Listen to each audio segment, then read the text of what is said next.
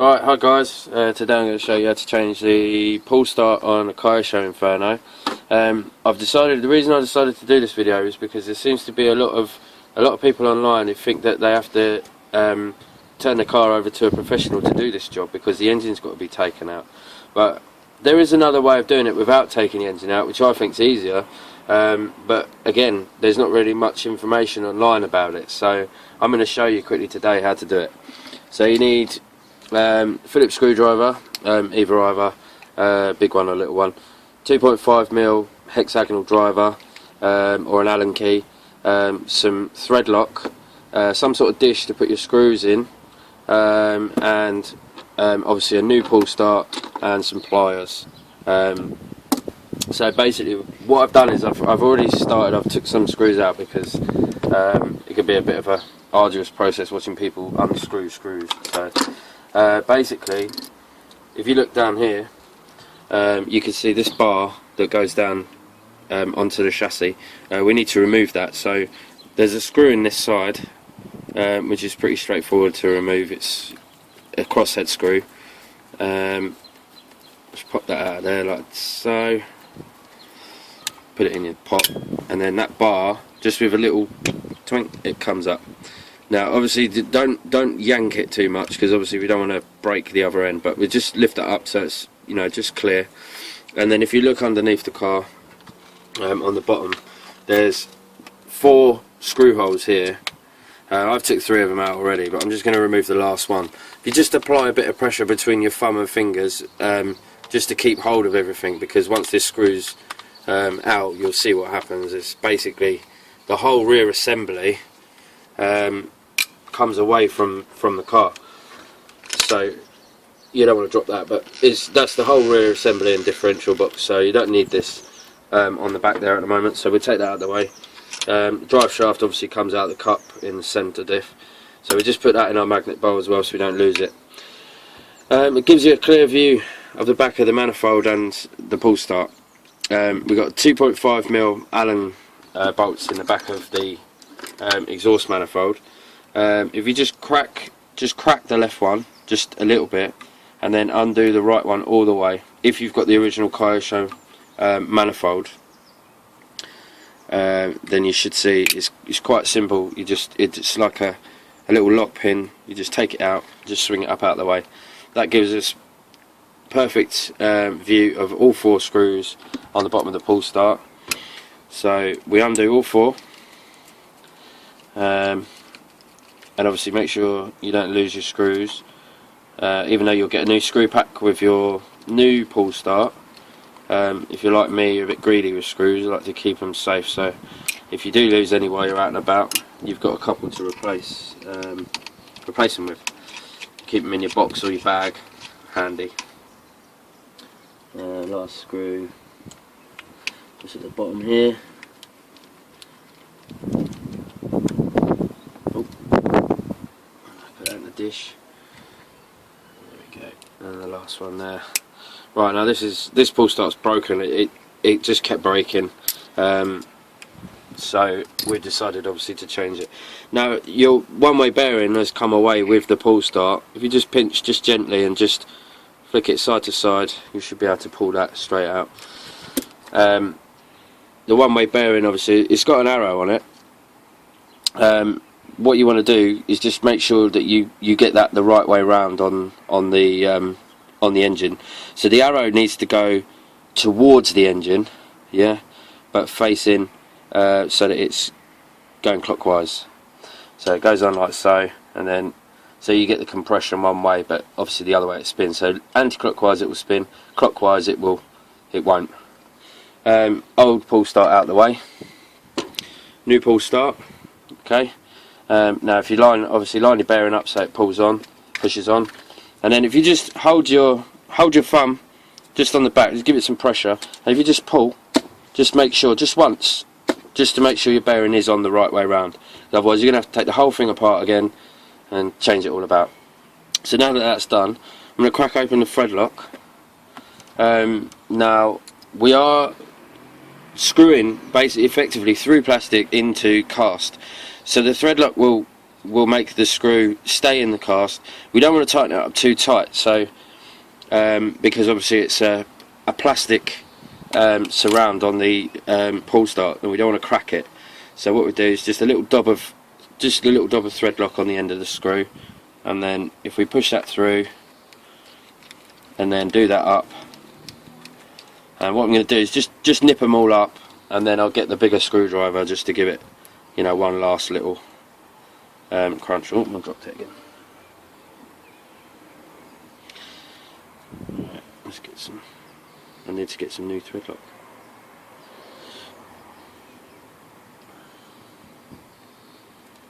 Right, there we go.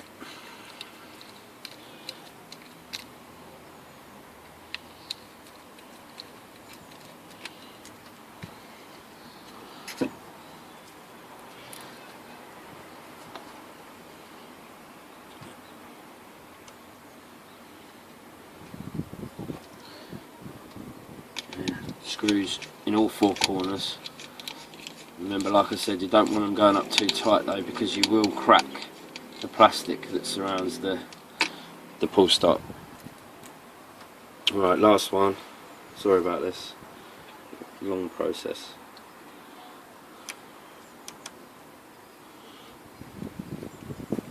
Last screw going in there.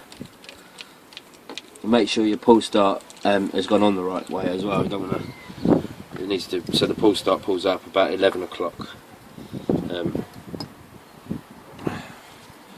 Right, let's get the bigger screwdriver and just give these a little nip, just to, you know, even if it's only 1/8 of a turn, just to nip them up, and then obviously the thread lock will do its job and keep them in tight. Right, that's it. So we can put the exhaust back on. And make sure your pull start comes through your manifold. You don't want to crush it down here out of the way, because you won't be able to get it back up. So, right, basically, if we just nip the left hand side just back up, just so it's still, the manifold still moves. And obviously you need to get your other, you've got another 2.5mm Allen bolt. Now this is metal through to metal. It's cast in there, so make sure you get a bit of thread lock on there and get right through.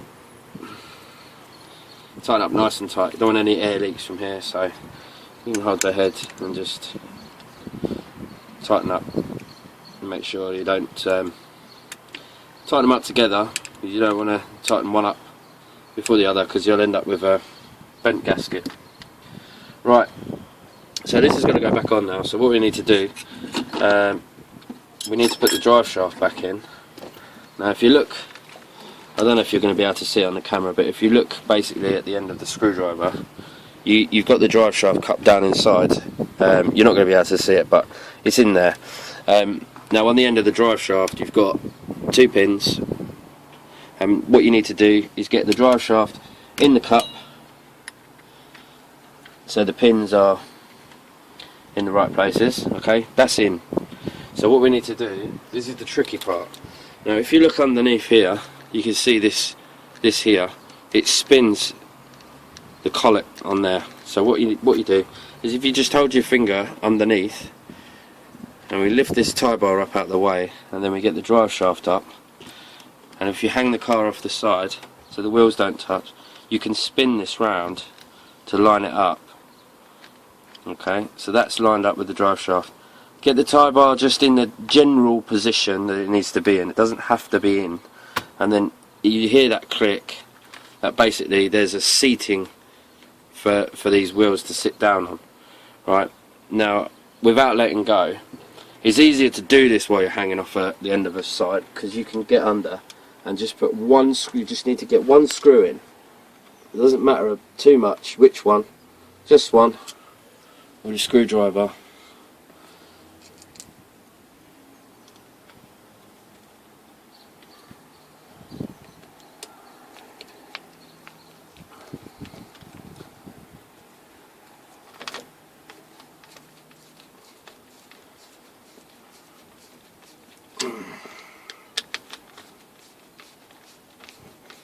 There we go. Now that's that's in enough just to hold it on. But what you see is you've got a lip here, plastic lip, and if you drop this part will just lip over that like that. Once you've got the screw in, then all the other 4 holes will line up and you'll be able to just screw them up easy. No thread lock on these because they're going into plastic, so you can put thread lock in them if you want to, but it doesn't really make a cracking, you know, amount of difference. I know a lot of people put thread lock in every screw, which is obviously that's a choice. It's up to you. I tend to only use thread lock if I'm screwing into metal or casters. So if I just do these screws up for you, so you can see, like I said, it's pretty straightforward. It's not a difficult fix. It takes about 10 minutes to do it, obviously if you're not talking about it while you're doing it.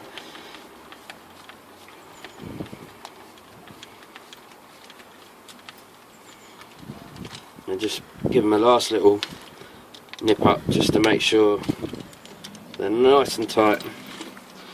And now the only thing you need to do is, obviously the tie bar is at the front. Now if you want to, you just pry that apart just gently. That should drop in there nicely like that. And then all you have to do is get your screw in this side, and just Phillips screwdriver, and it should locate itself straight through. If you put the tie bar in the right place, you should be able to just go straight through. And then just give that a little nip up, make sure it's nice and tight, and then that is the rear of the car reassembled, pull start changed and working okay. So thanks for watching.